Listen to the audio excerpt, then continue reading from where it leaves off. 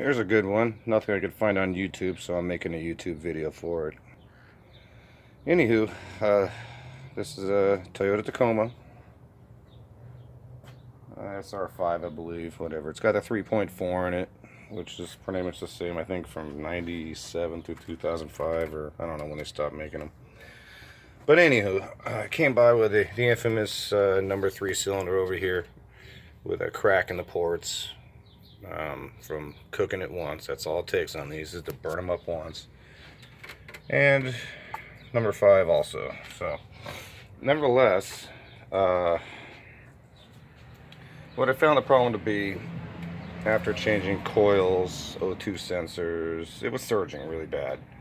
Well, not really bad, just bad enough to be annoying and bad gas mileage, because it has a big gasket leak. So anyhow,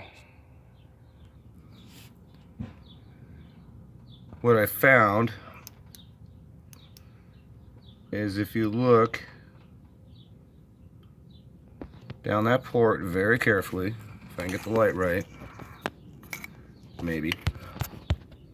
Oh, there you go, you can see it pretty good right there. Alright, see that little O-ring that's like kind of pinched and sucked in and broken on top of that? Well, when I put the intake manifold gasket on, it was not like that. So, long story short, don't ever use aftermarket gaskets with the O-rings around them. You can find them all day online, because it has potential of this happening, which should have never happened. It's funny, it ran good for a couple of days.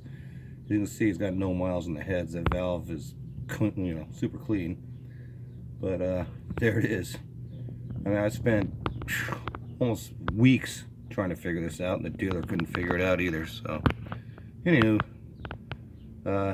word of knowledge. Oh yeah, it's got a new cat on it too. That was pretty bad, but I think this is our 100% our culprit. So, have a good day.